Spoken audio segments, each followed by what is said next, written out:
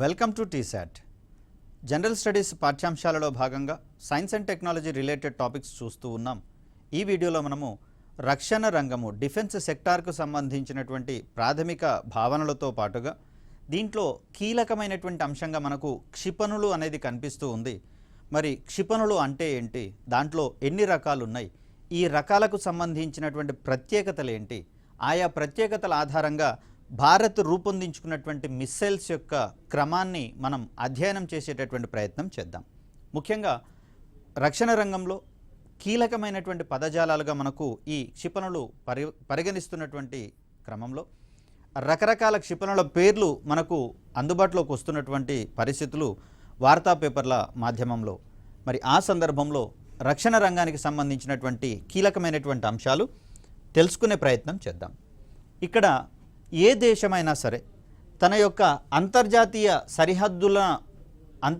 సరిహద్దులను రక్షించుకోవడానికి కావచ్చు, అదేవిధంగా దేశ సరిహద్దుల లోపల పౌరుల యొక్క ఐకమత్యాన్ని కాపాడుకోవడంలో కావచ్చు, దేశ సమగ్రతను కాపాడుకోవడంలో కావచ్చు, దేశ సార్వభౌమాధికారాన్ని నిలబెట్టుకోవడంలో కావచ్చు, కీలకమైనటువంటి రంగంగా మనకు రక్షణ రంగం అనేది కనిపిస్తూ ఉంది.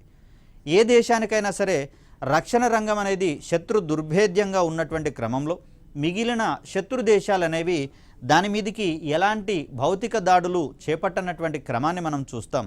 అదేవిధంగా అంతర్గత అల్లకల్లోలాల నుంచి కూడా దేశ ప్రజలను ఆ రక్షణ రంగంలో దుర్భేద్యంగా ఉన్నటువంటి దేశము తనను తాను కాపాడుకునేటటువంటి ప్రయత్నం చేస్తుంది. ఈ క్రమంలో ఇతర మిత్ర దేశాలకు సైతం సహాయ సహకారాలను అందించడం కూడా మనకి ఇక్కడ కనిపిస్తూ ఉంది. ఈ క్రమంలోనే భారతదేశం ఇటీవల మనకు ఫిలిప్పీన్స్ లాంటి దేశాలకు బ్రహ్మోస్ క్షిపణులను విక్రయించడం కావచ్చు, అదేవిధంగా ఫ్రాన్స్ కూడా Pinaka multi barrel rocket launching systems వంటి వాటి మీద ఆసక్తి కనబరుస్తున్నటువంటి క్రమాన్ని ఇక్కడ మనం గమనించవచ్చు. ఇవన్నీ కూడా రక్షణ రంగంలో భారతదేశం చేసినటువంటి ఒక అద్భుతమైనటువంటి ప్రయాణాన్ని వివరించే క్రమాన్ని మనం చూస్తాం. సో ఇక్కడ ఈ సార్వభౌమాధికారాన్ని నిలబెట్టుకోవడం కావచ్చు, దేశ సరిహద్దుల లోపల ఉన్నటువంటి పౌరుల యొక్క ఐకమత్యాన్ని కాపాడుకోవడం కావచ్చు, అదేవిధంగా విదేశీ దురాక్రమణల నుంచి తన యొక్క దేశ భూభాగాన్ని రక్షించుకోవడం కావచ్చు, ఈ కార్యక్రమాలన్నింటిలో పైచేయి సాధించడానికి ప్రతి దేశం కూడా తనదైనటువంటి అవసరాలకు అనుగుణంగా పలు రకాలైనటువంటి క్షిపణులను అభివృద్ధి పరుచుకునేటటువంటి ప్రయత్నం చేస్తాయి. వీటినే మనము మిసైల్స్గా చెప్తాము. సో ఇక్కడ స్పేస్ సెక్టార్లో రాకెట్స్ ఏ విధమైనటువంటి పాత్ర పోషిస్తాయో అదే విధమైనటువంటి పాత్రను పోషించేటటువంటి అంశాలుగా మనకు మిసైల్స్ అనేవి కనిపిస్తూ ఉంటాయి. రెండిటికి దాదాపుగా సిమిలారిటీస్ అనేవి అధికంగా కనిపిస్తూ ఉంటాయి. కొన్ని ఏరియాలలోనో వీటికి సంబంధించినటువంటి యాక్టివిటీస్ కాస్త విభిన్నంగా ఉండేటటువంటి అవకాశం ఉంది. మోస్ట్ ప్రాబబ్లీ వర్కింగ్ ప్రిన్సిపల్స్ అన్నీ కూడా రాకెట్స్ మరియు మిసైల్స్కి సిమిలారిటీసే అధికంగా ఉండేటటువంటి అవకాశం ఉంది. సో ఈ కోణంలో అసలు క్షిపణి అంటే ఏంటో ఒకసారి కనుక్కునే ప్రయత్నం చేస్తే, స్వయం చోదక శక్తిని కలిగి ఉండి, అంటే సెల్ఫ్ ప్రొపెల్లింగ్ సిస్టమ్స్ అనేవి ఉంటాయి దీంట్లో. కాబట్టి తనంతట తానుగా ప్రయాణించేటటువంటి సామర్థ్యాన్ని కలిగి ఉంటుంది మిసైల్. అదేవిధంగా సమర్థవంతమైనటువంటి మార్గనిర్దేశక వ్యవస్థ, గైడెన్స్ సిస్టమ్ లేదా నావిగేషన్ సిస్టమ్ అంటాం. సెల్ఫ్ ప్రొపెల్లింగ్ స్ట్రాటజీ అనేది ఉంటుంది. అదేవిధంగా నావిగేషన్ సిస్టమ్ కూడా దీంట్లో పొందుపరచడం అనేది జరుగుతుంది. తద్వారా దీనికి అందజేయబడినటువంటి లక్ష్యం ఏదైతే ఉందో ఆ లక్ష్యం వైపుగా ప్రయాణిస్తూ ఖచ్చితంగా లక్ష్యాన్ని చేరుకొని దాన్ని ఛేదించేటటువంటి క్రమంలో ఈ మిసైల్స్కి అందించినటువంటి గైడెన్స్ సిస్టమ్ లేదా నావిగేషన్ సిస్టమ్ అనేది ఉపయోగపడుతూ ఉంటుంది. సో అలా స్వయం చోదక శక్తిని కలిగి సమర్థవంతమైన మార్గ నిర్దేశక వ్యవస్థ సహాయంతో లక్ష్యాలను ఖచ్చితంగా ఛేదించగల ఆయుధ వ్యవస్థలనే క్షిపణులుగా మనం పేర్కొనేటటువంటి ప్రయత్నం చేస్తాం. సో ఇక్కడ మనకు జర్మనీ రూపొందించినటువంటి క్షిపణులుగా మనం వీటిని చూస్తూ ఉన్నాం. వెంజియాన్స్ మిసైల్స్ అనేటటువంటి పేరుతోటి వీటిని మనం చూస్తాం. అదేవిధంగా ప్రతీకార దాడులను చేపట్టగలిగేటటువంటి కోణంలో వీటిని మనము పరిగణిస్తూ ఉంటాము. అఫ్కోర్స్ ఇది జర్మనీ రూపొందించినటువంటి క్షిపణి V2గా మనకు కనిపిస్తూ ఉంది. దీని యొక్క కంప్లీట్ డయాగ్రామ్ అనేది మనకి ఇక్కడ కనిపిస్తూ ఉంటే, సో దీని యొక్క బ్లాక్ డయాగ్రామ్ని కనుక మనం గమనిస్తే, ఇక్కడ ముందున్నటువంటి భాగంలో ఈ కొనదేలినటువంటి భాగంలో వార్ హెడ్ అనేది అమర్చడం జరుగుతుంది. సో ఈ వార్ హెడ్లో ఏముంటాయి అంటే మనకు కెమికల్ వెపన్స్ ఉండవచ్చు, అంటే రసాయనిక శక్తిని కలిగి ఉండేటటువంటి వెపన్స్ని ఇందులో అమర్చేటటువంటి ప్రయత్నం చేస్తారు. దీంట్లో ముఖ్యంగా చూస్తే TNT అనేటటువంటి ఒక పేలుడు పదార్థం గురించి మనందరికీ తెలిసిందే. ట్రై నైట్రోటోలిన్ అనేటటువంటి పదార్థంగా దీన్ని మనం చెప్తాం. సో వీటిని కూడా ఇది కలిగి ఉండేటటువంటి అవకాశం ఉంది. అదేవిధంగా ఎక్స్ప్లోజివ్స్ని కలిగి ఉండేటటువంటి అవకాశం ఉంది. RDX లాంటి ఎక్స్ప్లోజివ్స్ని కలిగి ఉండే అవకాశం ఉంది. అదేవిధంగా బయో వెపన్స్ను కూడా కలిగి ఉండే అవకాశం ఉంది. బయో వెపన్స్ అనేటటువంటివి ఆంథ్రాక్స్, అదేవిధంగా స్మాల్ పాక్స్ తరహా సూక్ష్మజీవులను ఒక కంటైనర్లో ఉంచి ఈ వార్ హెడ్ రూపంలో ఉండేటటువంటి ఈ క్యాన్ లేదా కోన్ భాగంలో అమర్చడం జరుగుతుంది. ఈ క్షిపణి లక్ష్యాల మీదకి పడినటువంటి సందర్భంలో విస్ఫోటనం లాంటివి ఏవి జరగవు, కానీ దాంట్లో ఇమిడి ఉన్నటువంటి సూక్ష్మజీవులు ఏవైతే ఉన్నాయో ఇవి వాతావరణంలోకి స్ప్రెడ్ అవ్వడం జరుగుతుంది. అక్కడున్నటువంటి ప్రజానీకం మీద అవి అంటువ్యాధులను వ్యాపింపచేసేటటువంటి ప్రయత్నం చేస్తుంది. సో వీటి తర్వాత దీంట్లో న్యూక్లియర్ వెపన్స్ కూడా ఉండేటటువంటి అవకాశం ఉంది. మరి దీనికి సంబంధించినటువంటి ఈ పేలుడు పదార్థాలను లక్ష్యాల మీదికి, అంటే సుదూరంలో ఉన్నటువంటి శత్రువుల యొక్క సైనిక స్థావరాల మీద కావచ్చు, ఇతర ప్రదేశాల మీద కావచ్చు, ప్రయోగించేటటువంటి కోణంలో ఇక్కడ స్వల్ప భాగంలో ఉన్నటువంటి ఈ వార్ హెడ్ని మోసుకుపోయేటటువంటి మొత్తం అమరికగా మనకు మిస్సైల్ అనేది కనిపిస్తూ ఉంది. సో ఈ కాంపోజిట్ స్ట్రక్చర్ యొక్క ప్రైమరీ ఎయిమ్ ఏంటంటే దాని ముందు భాగంలో అమర్చినటువంటి వార్ హెడ్ని దానికి అప్పగించినటువంటి లక్ష్యం దిశగా తీసుకొని పోయి అక్కడ దాని మీద పడడం ద్వారా దాన్ని నాశనం చేయడమో, ఇంకో రకంలోకి మార్చడమో, లేకపోతే దీంట్లో ఉన్నటువంటి బయో వెపన్స్ లేదా సూక్ష్మజీవులను స్ప్రెడ్ చేయడం ద్వారా అక్కడ ప్రజలకు అంటువ్యాధులని సంక్రమింప చేయడము అనేది మనకి ఇక్కడ కనిపిస్తూ ఉంది. సో ఈ వార్ హెడ్ దిగువన మనకు కనిపిస్తోంది గైడెన్స్ సిస్టమ్ లేదా నావిగేషన్ సిస్టమ్గా మనం చూస్తూ ఉన్నాం. ఇటీవల కాలంలో అయితే దీనిని GPS తరహా నావిగేషన్ సిస్టమ్స్ని వాడుతూ ఉంటే ప్రస్తుతము భారత్ స్వదేశీయంగా రూపొందించుకున్నటువంటి నావిక్ అనేటటువంటి కాన్స్టలేషన్ సహాయంతో ఈ గైడెన్స్ వ్యవస్థలను సమీకృతం చేసుకోవడం జరిగింది. ఫలితంగా క్షిపణుల యొక్క ఖచ్చితత్వము పెరగాలి అంటే దానికి ఖచ్చితంగా గైడెన్స్ లేదా నావిగేషన్ సిస్టమ్ అనేది ఉండాల్సి వస్తుంది. తద్వారా అది పూర్తి అక్యురసీ తోటి లక్ష్యాలను చేరి వాటి మీద పడి నాశనం చేసేటటువంటి సామర్థ్యాన్ని కలిగి ఉంటుంది. ఒకవేళ గైడెన్స్ సిస్టమ్ లేదా నావిగేషన్ సిస్టమ్ కనుక సరిగా లేదనుకోండి, ఆ మిస్సైల్ శత్రు స్థావరాలను నాశనం చేయగలగడంలో కొంత తక్కువ అక్యురసీని కలిగి ఉంటుంది. కాబట్టి మోస్ట్ ప్రాబబుల్ అది వైఫల్యం చెందేటటువంటి అవకాశం కూడా ఉంటుంది.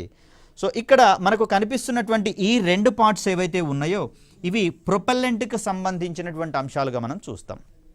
వాస్తవానికి ప్రొపెల్లెంట్ అనేది మనకు చాలా చిన్న పదంగా, ఒకటే పదంగా కనిపిస్తుంది, కానీ ఇక్కడ ప్రొపెల్లెంట్లో ఫ్యూయల్ ఉంటుంది, అదేవిధంగా దాన్ని మండించడానికి అవసరమైనటువంటి ఆక్సిడైజర్ కూడా ఉంటుంది. సో ప్రొపెల్లెంట్ని మనము ఫ్యూయల్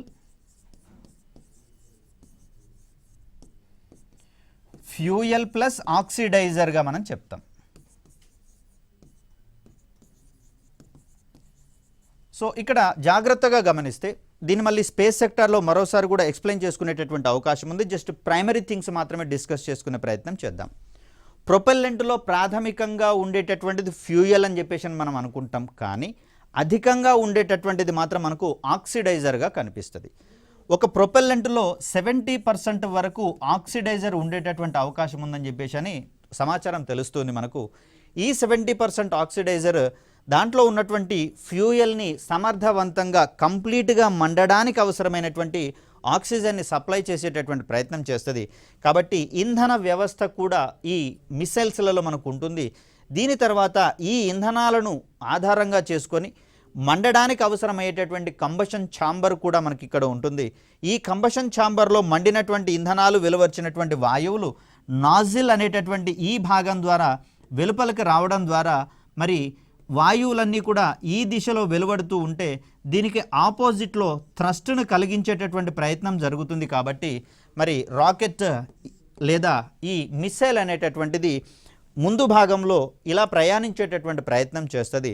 సో వాయువులు ఎంత వేగంతో వెళ్తే థ్రస్ట్ అంత అధికంగా ఉండేటటువంటి అవకాశం ఉంది. కాబట్టి మిసైల్ అంత వేగంగా ముందుకు వెళ్ళేటటువంటి ప్రయత్నం చేస్తుంది. సో ఇలా కొన్ని కాంపోజిట్ స్ట్రక్చర్స్ యొక్క స్ట్రక్చర్గా మనం ఇక్కడ మిసైల్ని చూస్తూ ఉన్నాం.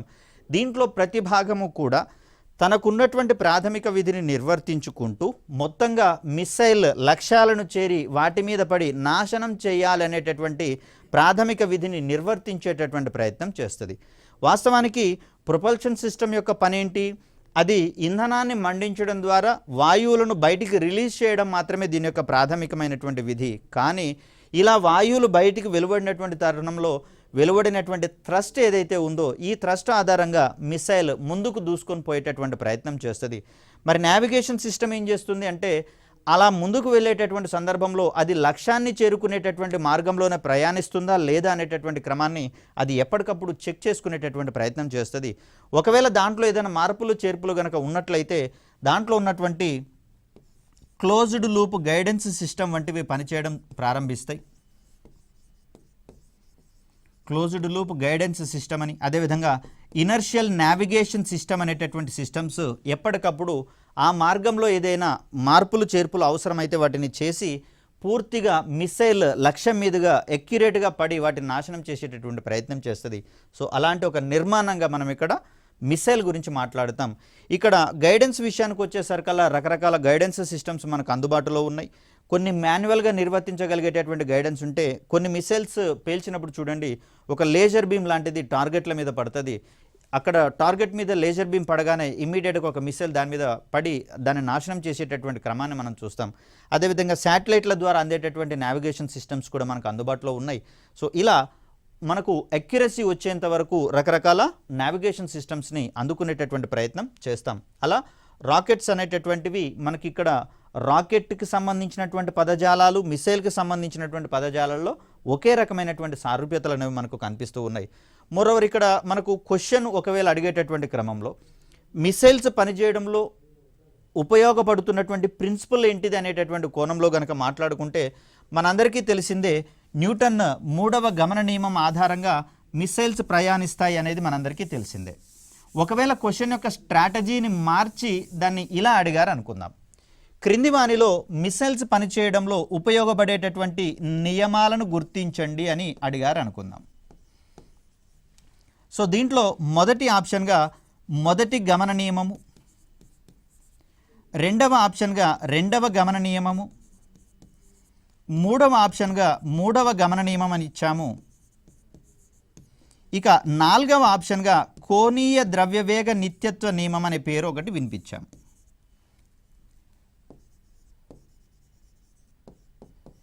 కోణీయ ద్రవ్యవేగ నిత్యత్వ నియమం. సో దీంట్లో ఆప్షన్స్ వచ్చేసరికల్లా ఏం చేస్తారు అంటే ఆప్షన్ ఏ విషయానికి వచ్చేసరికల్లా 1, 2 మాత్రమే అని, ఆప్షన్ బి విషయానికి వచ్చేసరికల్లా 2, 3 మాత్రమే అని, సి విషయానికి వచ్చేసరికి 3, 4 మాత్రమే అని, డి విషయానికి వచ్చేసరికల్లా పైవన్నీ అనేటటువంటి ఆప్షన్స్ ఇచ్చారు అనుకుందాం. మరి ఇక్కడ మనం ఇప్పటి వరకు మాట్లాడుకున్నది ఈ మిసైల్స్ పనిచేసేటటువంటి కోణంలో ఉపయోగపడే నియమము 3వ గమన నియమం అని మాత్రమే మనందరం ఖచ్చితంగా మాట్లాడుకున్నాం. మరి ఇందులో ఎట్లాగో మనకు 1వ గమన నియమం పనిచేయదు న్యూటన్కి సంబంధించి, 2వ గమన నియమం పనిచేయదు, 3కు మాత్రమే ప్రాధాన్యత ఇచ్చుకున్నాం. కోణీయ ద్రవ్యవేగ నిత్యత్వ నియమానికి సంబంధించి మనకు అవగాహన ఉన్నా లేకపోయినా ఈ తరహా క్వశ్చన్లో 3తో పాటు లింకుగా ఉన్నది 4 కాబట్టి దీనికి ఆన్సర్ని ఈజీగా మనం ఐడెంటిఫై చేసేటటువంటి అవకాశం ఉంది. అలా కాకుండా ఇప్పుడు ఆప్షన్స్ని ఇక్కడ మార్చినట్లయితే చూడండి వేరియేషన్ మారడంతో మన యొక్క ఆన్సర్ స్ట్రాటజీ అనేది మారిపోతూ ఉంది ఇక్కడ. సో ఫస్ట్ ఆప్షన్కి వచ్చేసరికల్లా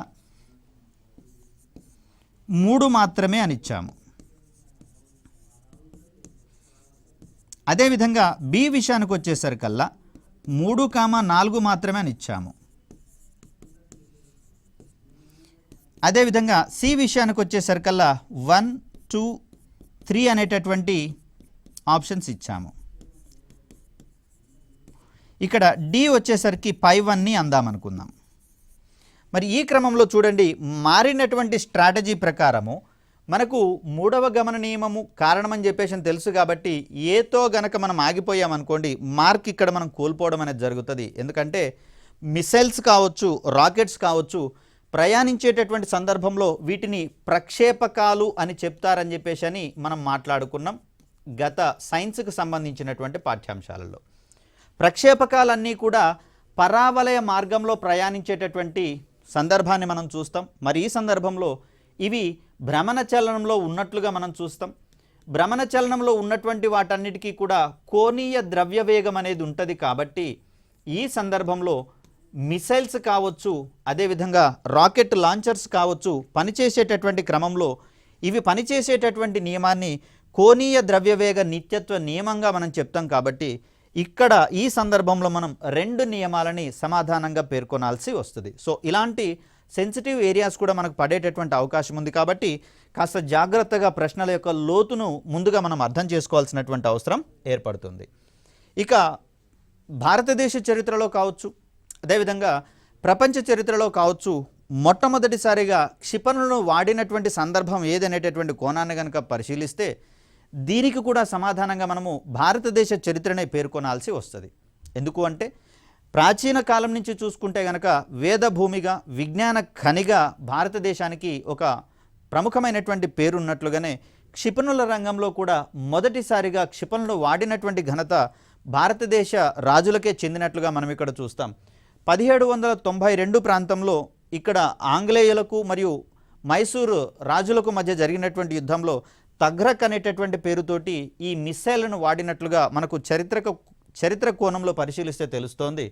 సో ఈ యుద్ధాలలో టిప్పు సుల్తాన్కి సంబంధించినటువంటి సైన్యము ఈ మిసైళ్లను వాడడం వల్ల బ్రిటిష్ సైన్యం మీద ఆధిపత్యాన్ని వహించిందని, తద్వారా ఆ యుద్ధంలో అది తొలిసారిగా విజయాన్ని సాధించిందని చెప్పేసి చెప్పుకోవడం జరిగింది. సో ఇక్కడ మనకు కనిపిస్తూ ఉంది ఒక మిసైల్కు సంబంధించినటువంటి అమరిక.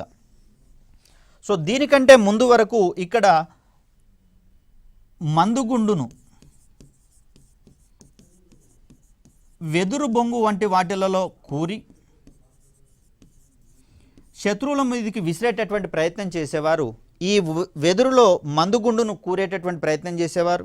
ఈ వెదురు బొంగులకు ఒక కత్తి లాంటి దాన్ని కట్టినట్లయితే ఇవి ఎవరి మీదకైతే ప్రయోగించాలో వారికి ఎదురుగా ఉంచి మందుగుండుని అంటించినప్పుడు అవి గాలిలో ప్రయాణిస్తూ వారిని పదునైనటువంటి వెపన్స్ ఏవైతే ఉన్నాయో శత్రువుల కడుపులో గుచ్చుకోవడం ద్వారా వారిని చంపివేసేటటువంటి ప్రయత్నం చేసేది. మరి టిప్పు సుల్తాన్ విషయానికి వచ్చేసరికల్లా ఇక్కడ ఉన్నటువంటి వెదురు సంబంధించినటువంటి పదార్థాలకు బదులుగా ఉక్కు కవచాలను వాడడం ద్వారా వీటి యొక్క పరిధిని పెంచేటటువంటి ప్రయత్నాలు చేయడం జరిగింది. తద్వారా ఉక్కు కవచాలను వాడినటువంటి సందర్భంలో వెదురు బొంగుల కంటే కూడా అధిక మొత్తంలో మందుగుండును దీంట్లో కూరేటటువంటి ప్రయత్నం జరిగింది. తద్వారా ఇవి ఎక్కువ దూరాలకు ప్రయాణించడం ద్వారా శత్రువులను చంపివేసేటటువంటి ప్రయత్నం చేసేది. సో ముందున్నటువంటి పదునైనటువంటి ఆయుధాలు కుచ్చుకోవడం ద్వారా సైనికులు చనిపోతే ఇవి అక్కడ పడిన తర్వాత పేలిపోవడం ద్వారా చుట్టుపక్కల ఉన్నటువంటి సైన్యం కూడా మరణించడం అనేది జరిగేది. తద్వారా బ్రిటిష్ సైన్యం మీద భారత సైన్యము ఆధిపత్యం వహించడానికి ఉపయోగపడినటువంటి మిస్సైల్స్గా మనకు తగ్రక్ అనేటటువంటి మిస్సైల్స్ మనకు కనిపిస్తూ ఉన్నాయి. మరి ఈ యుద్ధంలో సాధించినటువంటి విజయాన్ని ప్రేరణగా తీసుకునే నాసా వారి రిసెప్షన్ హాల్లో ఈ చిత్రపటాన్ని అమర్చినట్లుగా మనకు కొంత చారిత్రక కోణంలో తెలుస్తూ ఉంది. దీని తర్వాత ఆధునిక ప్రపంచ చరిత్రలో గనక గమనిస్తే మొట్టమొదటిసారిగా ఇక్కడ ఒక గైడెన్స్ సిస్టంతో కావచ్చు, సుదీర్ఘమైనటువంటి పరిధితో కూడినటువంటి మిసైల్స్ను రూపొందించిన దేశాన్ని గనక మనం చూస్తే జర్మనీకి చెందినటువంటి నాజీ సైన్యం దీన్ని రూపొందించినట్లుగా మనకు తెలుస్తూ ఉంది. వీటిని V1, V2 ఫ్లయింగ్ బాంబులు అనేటటువంటి పేరుతోటి రూపొందించడం జరిగింది. ఇక్కడ కనిపిస్తూ ఉంది V1 అయితే ఇది V2 ఫ్లయింగ్ బాంబుగా మనం చూస్తాం. ఇక్కడ V అనేటటువంటి అక్షరం వెంజియాన్స్ అనేటటువంటి పదంగా వివరించడం జరుగుతుంది. సో దీనికి అర్థంగా ప్రతీకార దాడులను చేపట్టడం కోసం రూపొందించబడినటువంటి ఆయుధాలుగా వీటిని మనం పరిగణిస్తాం. సో అలా ఇవి సుమారుగా 250 కిలోమీటర్ల దూరం నుంచి 320 కిలోమీటర్ల దూరంలో ఉన్నటువంటి లక్ష్యాల వరకు ప్రయాణించి వాటిని నాశనం చేసేటటువంటి క్రమంలో ఇవి మనకు కనిపిస్తూ ఉన్నాయి. మోస్ట్ ప్రాబబ్లీ వీటిలో ద్రవ ఇంధనాన్ని వాడారు అనేటటువంటి అంశాన్ని ఇక్కడ మనం ప్రస్తావించుకోవాలి. సో మిసైల్స్లలో కావచ్చు, రాకెట్ లాంచర్స్లలో కావచ్చు ద్రవ ఇంధనాన్ని లేదా ఘన ఇంధనాన్ని వాడేటటువంటి ప్రయత్నం చేస్తాం. ఇక్కడ ద్రవ ఇంధనాన్ని వాడినటువంటి ప్రముఖమైనటువంటి ఆయుధ వ్యవస్థలుగా క్షిపణులుగా మనకు వెంజియాన్స్ శ్రేణికి చెందినటువంటి V1, V2 ఫ్లయింగ్ బాంబ్స్ అనేవి కనిపిస్తూ ఉన్నాయి. జర్మనీకి చెందినటువంటి నాజీ సైన్యము వీటిని రూపొందించినట్లుగా మనం చూస్తూ ఉన్నాం. ఒక లాంచర్ ద్వారా లేదా ఒక లాంచింగ్ ప్లాట్ఫామ్ ద్వారా దీనిని శత్రువుల మీదకి ఎక్కుపెట్టి ప్రయోగించడం అనేది వీటిని మనం చూస్తూ ఉన్నాం. ఇక్కడైతేనేమో చిన్నపాటి లక్ష్యాల మీదకి లేదా స్వల్ప దూరాల్లో ఉన్నటువంటి లక్ష్యాల మీదకి చేరవేసేటట్లుగా V1 అనేది మనకు కనిపిస్తూ ఉంటే 320 కిలోమీటర్ల వరకు ఉండేటటువంటి పరిధి గల లక్ష్యాల మీదకి ప్రయోగించగల క్షిపణిగా మనకు V2 మిస్సైల్ అనేది కనిపిస్తూ ఉంది. ఇక దీని తర్వాత రాకెట్ లేదా జెట్ విమానాల ద్వారా ఎగరడానికి అనుగుణంగా క్షిపణులను మిస్సైల్స్ని రూపొందించేటటువంటి ప్రయత్నం చేస్తాం. ఇక్కడ జెట్ విమానాలలో ఏ విధంగా అయితే ప్రొపల్షన్ సిస్టమ్ ఉంటుందో, రాకెట్లలో ఏ విధమైనటువంటి ప్రొపల్షన్ సిస్టమ్ ఉంటుందో అదే ప్రొపల్షన్ సిస్టమ్ క్షిపణులలో కూడా ఉంటుంది. క్షిపణులలో ఒక ప్రొపల్షన్ సిస్టమ్, చోదక వ్యవస్థ, మార్గనిర్దేశక వ్యవస్థ, నావిగేషన్ సిస్టమ్, ఒక ఇంజిన్ ఉంటుంది, ఒక పేలుడు పదార్థం, ఇలా రకరకాల విభాగాలు అనేవి మనకు కనిపిస్తూ ఉన్నాయి. ఇక్కడ పరిధిని బట్టి వార్ హెడ్లో ఉండేటటువంటి పేలుడు పదార్థం యొక్క స్వభావాన్ని మార్చేటటువంటి ప్రయత్నం చేస్తారు.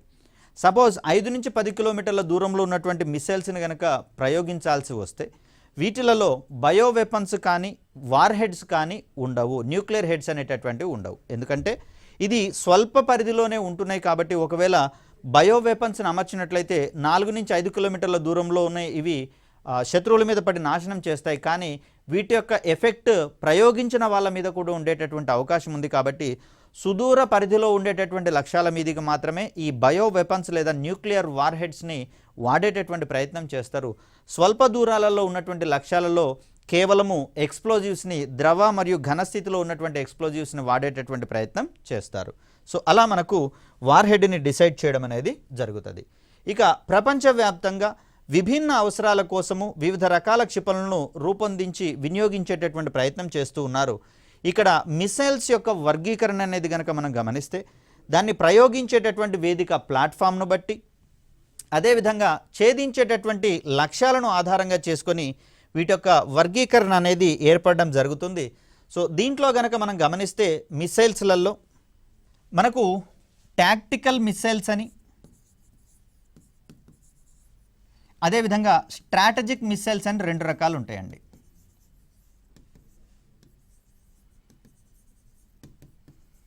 Tactical missiles and strategic missiles అని 2 రకాలుగా ఉంటాయి. దీంట్లో టాక్టికల్ మిసైల్స్ అనేటటువంటివి సైనికులు వారి భుజాల మీద మోసుకొని పోగలిగేటటువంటి సామర్థ్యం ఉన్న మిసైల్స్గా మనం చూస్తాం. వాస్తవానికి చెప్పాలంటే ఈ రాకెట్ లాంచర్స్ని భుజాల మీదుగా అమర్చుకొని వాటిలో ఉంచేటటువంటి స్వల్ప పరిమాణంలోని మిసైల్ని కేవలం దగ్గర దూరంలో ఉన్నటువంటి శత్రు సైనికుల మీద ప్రయోగించేటటువంటి ప్రయత్నం చేస్తాము. అలా ఇవి తక్కువ పరిధిలో ఉండేటటువంటి లక్ష్యాల మీదకి వీటిని ఛేదించేటటువంటి క్రమంలో మనం చూస్తాం. సో దీంట్లో మోస్ట్ ప్రాబబ్లీ మనకు కెమికల్ వెపన్సే అధికంగా ఉండేటటువంటి అవకాశం ఉంది. వీటితో పాటుగా ఎక్స్ప్లోజివ్స్ని కూడా తీసుకొని పోయేటటువంటి అవకాశం ఉంది. సో వీటిలలో మనం బయో వెపన్స్ని కానివ్వండి, న్యూక్లియర్ వార్ హెడ్స్ని కానివ్వండి వాడేటటువంటి ప్రయత్నం చేయము. సో ఇవి కొన్ని కీలకమైనటువంటి సైనిక విభాగాలను, వీటిని మనము థియేటర్స్ అని చెప్పేసి కూడా అంటాము. థియేటర్ అంటే ఒక కీలకమైనటువంటి సైనిక విభాగంగా మనకు తెలుస్తుంది. వీటిని రక్షించుకునేటటువంటి కోణంలో కూడా మనకు ఈ టాక్టికల్ మిసైల్స్ అనేటటువంటివి కనిపిస్తూ ఉంటాయి. ఇక టాక్టికల్ మిసైల్స్ అనేవి తక్కువ పరిధిలో ఉండేటటువంటి లక్ష్యాలను ఛేదించడానికి ఉపయోగిస్తూ ఉంటే వీటికి మించినటువంటి పరిధి కలిగినటువంటి లక్ష్యాల మీదకి స్ట్రాటజిక్ మిసైల్స్ లేదా వ్యూహాత్మక మిసైల్స్ని వాడేటటువంటి ప్రయత్నం చేస్తాం. టాక్టికల్ అంటే కీలకమైనటువంటి క్షిపణులుగా వీటిని మనం చెప్తాం. ఇక్కడ టాక్టికల్ మిసైల్స్ కంటే కూడా అధికమైనటువంటి పరిధి వీటి యొక్క సొంతం అవుతుంది.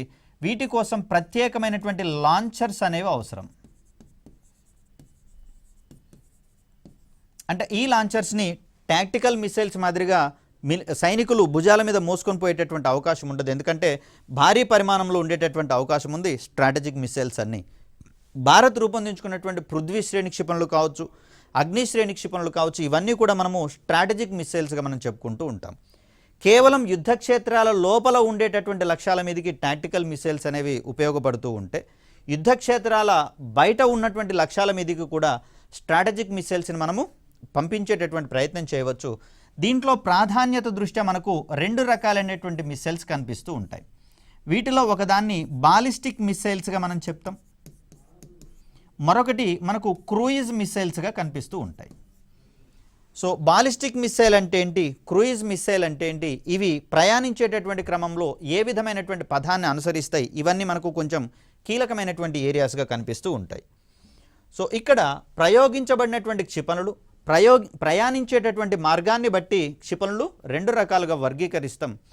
ఈ రెండు కూడా మనకు స్ట్రాటజిక్ మిస్సైల్స్లలో భాగంగా కనిపిస్తూ ఉంటాయి. సో మొదటి రకంగా మనకు బాలిస్టిక్ మిస్సైల్ అనేది కనిపిస్తూ ఉంది. ఈ మిస్సైల్స్ యొక్క ప్రత్యేకత ఏంటి అంటే రాకెట్ మాదిరిగా నిలువుగా పైకి లేచి నిర్ణీత ఎత్తుకు చేరిన తర్వాత తదుపరి లక్ష్యాల వైపుకు ప్రయాణించి వాటిని నాశనం చేసేటటువంటి మిస్సైల్స్ని మనం ఇక్కడ బాలిస్టిక్ మిస్సైల్స్గా చెప్తాం. వీటిని స్థిరమైనటువంటి లక్ష్యాలు అంటే కదలకుండా ఒకచోట స్థిరంగా ఉన్న లక్ష్యాల మీదకి ప్రయోగించాలి అంటే వాటిని మనము బాలిస్టిక్ క్షిపణుల రకానికి చెందినట్లుగా మనం చూస్తాం. ఫర్ ఎగ్జాంపుల్ చూసినట్లయితే ఇక్కడ చూడండి, ఇది రాకెట్ లాంచింగ్ స్టేషన్ లేదా మిస్సైల్ లాంచింగ్ ప్యాడ్ ఉన్నప్పుడు అనుకుంటే ఇది నిలువుగా పైకి లేసి ఒక ప్రక్షేపకం మాదిరిగా ప్రయాణించి లక్ష్యాల మీదకి చేరి వాటిని నాశనం చేసేటటువంటి ప్రయత్నం చేస్తుంది. సో ఈ విధమైనటువంటి పథాన్ని మనము పరావలయ మార్గం అని చెప్పేసి అనుకున్నాం. పారాబోలిక్ ట్రాజెక్టరీ అంటాం దీన్ని. సో బాలిస్టిక్ క్షిపణులన్నీ కూడా ఇదే విధమైనటువంటి పథాన్ని అనుసరించే ప్రయత్నం చేస్తాయి. సో దీంట్లో ప్రయోగించిన బిందువు నుంచి అది లక్ష్యాన్ని చేరడానికి ఏ ప్రాంతం వద్ద అయితే భూమిని చేరుతుందో ఈ రెండిటికి మధ్య ఉండేటటువంటి ఈ దూరాన్నే మనము పరిధి అనేటటువంటి పేరుతోటి చెప్తాము. దీన్నే ఇంగ్లీష్లో అయితే రేంజ్ అని చెప్పేసి అంటాం.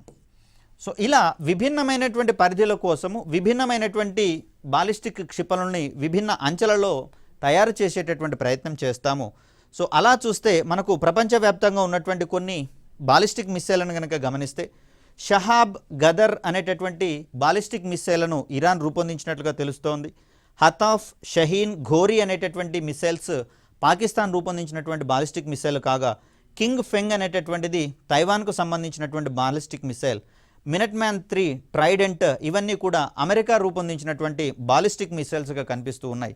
భారత్ కూడా రూపొందించినటువంటి అన్ని రకాల క్షిపణులు బాలిస్టిక్ క్షిపణులకు సంబంధించినటువంటి రకాలే, ఎక్సెప్ట్ బ్రహ్మోస్ మరియు నిర్భయ్ అనేటటువంటి రెండు క్షిపణులు తప్పించి మిగిలినవన్నీ కూడా పృథ్వీ శ్రేణిలోని క్షిపణులు కావచ్చు, ఆకాష్, నాగ్ క్షిపణి, త్రిశూల్, అదేవిధంగా మనకు ఈ మధ్యకాలంలో వస్తున్నటువంటి కే సిరీస్లో ఉండేటటువంటి మిస్సైల్స్ ఇవన్నీ కూడా బాలిస్టిక్ మిస్సైల్స్కి రకానికి చెందినటువంటి అంశాలుగా మనం చూస్తాం. ఇక దీని తర్వాత చెప్పుకునేటటువంటి మిస్సైల్గా మనకు క్రూయిజ్ మిస్సైల్ అనేది కనిపిస్తుంది. క్రూయిజ్ మిస్సైల్ యొక్క ట్రాజెక్టరీ లేదా క్రూయిజ్ మిస్సైల్ యొక్క ప్రయాణ విధం అనేటటువంటిది బాలిస్టిక్ మిస్సైల్తో కంపేర్ చేస్తే కొంచెము డిఫరెంట్గా ఉండేటటువంటి అవకాశం ఉంది. వీటి ప్రయాణ విధం ఏ విధంగా ఉంటుందంటే ఇవి భూమికి దాదాపుగా సమాంతరంగా ప్రయాణిస్తూ లక్ష్యాలను చేరేటటువంటి క్రమంలో గాలిలోకి లేచి వాటిపై పడి నాశనం చేసేటటువంటి స్వభావాన్ని కలిగి ఉంటాయి. ఈ మిస్సైల్స్ని స్థిరంగా ఉండకుండా కదులుతున్నటువంటి లక్ష్యాల మీదకి కూడా ప్రయోగించేటటువంటి అవకాశం ఉందని చెప్పేసి ఇక్కడ మనం గమనించాలి. సో క్రూయిజ్ మిస్సైల్స్ అనేటటువంటివి దాదాపుగా భూ వాతావరణంలోనే ప్రయాణించేటటువంటి ధర్మాన్ని ప్రదర్శిస్తాయి. భూమికి సమాంతరంగా ప్రయాణిస్తూ ఇది లక్ష్యాలను చేరుతున్నటువంటి క్రమంలో నిలువుగా గాలిలోకి పైకి లేచి లక్ష్యాల మీద పడి వాటిని నాశనం చేసేటటువంటి ప్రయత్నం చేస్తాయి. ఈ క్రమంలో చూడండి, భూమికి సమాంతరంగా భూమి యొక్క వాతావరణ పొరల గుండా ప్రయాణించేటటువంటి సందర్భంలో శత్రు దేశాల రాడార్లన్నీ కూడా గగనతలం మీదకి ఏం చేయబడి ఉంటాయి, ఏవైనా మిసైల్స్ వాటి యొక్క భూభాగాల మీదకి వస్తున్నాయని చెప్పేసి కనుక్కోవడం కోసం. కానీ ఇవి భూమి యొక్క వాతావరణ పొరల గుండానే ప్రయాణించేటటువంటి క్రమంలో మనకు కాంతికి స్కాటరింగ్ పరిక్షేపణ ధర్మం అనేది ఒకటి ఉందని చెప్పేసి తెలుసు కదా. సో వాతావరణ కణాలన్నీ కూడా వీటి మీద పడినటువంటి కాంతి కిరణాలను అక్కడ రాడార్ల వైపుకి వెళ్లకుండా మార్గ మధ్యంలోనే స్కాటర్ చేయడం వల్ల సదరు రాడార్లు ఈ మిస్సైల్ శత్రు స్థావరాలను చేరేంత వరకు వాటిని గమనించేటటువంటి ప్రయత్నం చేయవు. ఒకవేళ దగ్గరగా వచ్చిన తర్వాత గమనించినా కూడా పెద్దగా ప్రయోజనం ఏమి ఉండదు. ఎందుకంటే అక్కడి వరకు వచ్చిన తర్వాత వాటికి మిగిలి ఉన్నటువంటి ఏకైక పని ఏంటంటే దీని ద్వారా అది నాశనం చేయబడమే. కాబట్టి క్రూయిజ్ మిస్సైల్స్ ఏవి కూడా దాదాపుగా రాడార్లకు చిక్కకుండా స్టెల్త్ టెక్నాలజీని కూడా వాడుతూ ఉంటాయి. కాబట్టి శత్రు దుర్భేద్యంగా ఉండేటటువంటి మిస్సైల్స్గా ఇవి కనిపిస్తూ ఉన్నాయి. కాబట్టే భారత్ మరియు రష్యా రూపొందిస్తున్నటువంటి బ్రహ్మోస్ క్షిపణి అనేది ప్రపంచంలోనే ఒక ప్రమాదకరమైనటువంటి క్షిపణిగా పరిగణించడం అనేది జరుగుతుంది. మరి బ్రహ్మోస్కే ఇంత శక్తి ఉంటే దీనికి మించినటువంటి పరిధి కలిగినటువంటి బ్రహ్మోస్ 2 క్షిపణి గురించి మనం పెద్దగా ఎక్కువగా మాట్లాడుకోవాల్సిన అవసరం లేదు. ఎందుకంటే దాని యొక్క పరిధి కూడా అమాంతంగా ఉంటుంది. మోస్ట్ ప్రాబబ్లీ బ్రహ్మోస్ 2 క్షిపణులకు ప్రస్తుతము నావిక్కి సంబంధించినటువంటి సెన్సార్ను అనుసంధానం చేయడం జరుగుతోంది. కాబట్టి స్వదేశీ నావిగేషన్ సిస్టంతో ఇది అనుసంధానమై లక్ష్యాలను ఛేదించేటటువంటి ప్రయత్నం చేస్తుంది. కాబట్టి మిగిలిన క్షిపణులతో పోలిస్తే మోస్ట్ అక్యురసీ అత్యంత ఖచ్చితత్వంతో లక్ష్యాలను ఛేదించగలిగేటటువంటి సామర్థ్యము బ్రహ్మోస్ 2కి లభించేటటువంటి అవకాశం ఉంది. సో ఇక్కడ నిర్భయ్ అనేది భారత్ రూపొందించినటువంటి మొట్టమొదటి క్రూయిజ్ క్షిపణిగా మనం చెప్తాం. కాకపోతే శక్తి అధికంగా ఉంది కాబట్టి బ్రహ్మోస్ని మొదట పేర్కొన్నాం. కానీ క్రింది వానిలో భారత్ రూపొందించినటువంటి మొట్టమొదటి క్రూయిజ్ క్షిపణి ఏది అనుకున్నప్పుడు మనం పెట్టుకోవాల్సినటువంటి మొదటి పేరు నిర్భయ్కి, రెండవ క్షిపణి గురించి మాట్లాడుకోవాల్సి వచ్చినప్పుడు బ్రహ్మోస్ క్షిపణి గురించి మాట్లాడతాం. ఈ బ్రహ్మోస్ క్షిపణిని తయారు చేయడం వెనకాల భారత్ రష్యాల మధ్య అక్కడ ఒప్పందాన్ని కుదిర్చినటువంటి వ్యక్తిగా కూడా మనకు మాజీ రాష్ట్రపతి అబ్దుల్ కలాం గారు కనిపిస్తూ ఉంటారు. మోస్ట్ ప్రాబబ్లీ భారతదేశం యొక్క క్షిపణి ప్రోగ్రామ్స్ని నిర్వహించినటువంటి క్రమంలో కలాం గారి కృషి చాలా అత్యున్నతమైనటువంటిది. వారి మార్గదర్శనంలోనే భారతదేశానికి సంబంధించినటువంటి క్షిపణి అభివృద్ధి కార్యక్రమం అనేది రూపుదిద్దుకోవడం జరిగింది. తద్వారా ఒకేసారి ఒక్కో రకం మీద కాకుండా 5 రకాల క్షిపణుల మీద ప్రయోగాత్మక కార్యక్రమాన్ని, అభివృద్ధి కార్యక్రమాన్ని రూపొందించుకున్నటువంటి ఘనత భారతదేశం సంపాదించుకోవడం అనేది జరిగింది. దీని వెనకాల కలాం గారి యొక్క కృషి అద్వితీయమైనది. సో ఇలా ప్రయాణించేటటువంటి విధానాన్ని బట్టి బాలిస్టిక్ మిస్సైల్, క్రూయిజ్ మిస్సైల్ అనేటటువంటివి మనకు కనిపిస్తూ ఉంటే, ప్రయోగించేటటువంటి విధానాన్ని బట్టి బాలిస్టిక్ మిస్సైల్లో మరికొన్ని రకాలనేది ఉండడం జరిగింది. అదేవిధంగా క్రూయిజ్ మిస్సైల్ విషయానికి వచ్చేసరికల్లా గాలిలో ఇవి ఎంత వేగంతో, ధ్వని వేగాన్నితో పోల్చి చూస్తే ఎంత వేగంతో ప్రయాణిస్తున్నాయి అనేటటువంటి కోణంలో వీటిని పలు రకాలుగా వర్గీకరించడం అనేది జరుగుతుంది. అలా క్షిపణులకు సంబంధించినటువంటి మరికొన్ని రకాలైనటువంటి క్రైటీరియాస్ ఆధారంగా వర్గీకరణను రాబోయే వీడియోలో తెలుసుకునే ప్రయత్నం చేద్దాం. Thank you.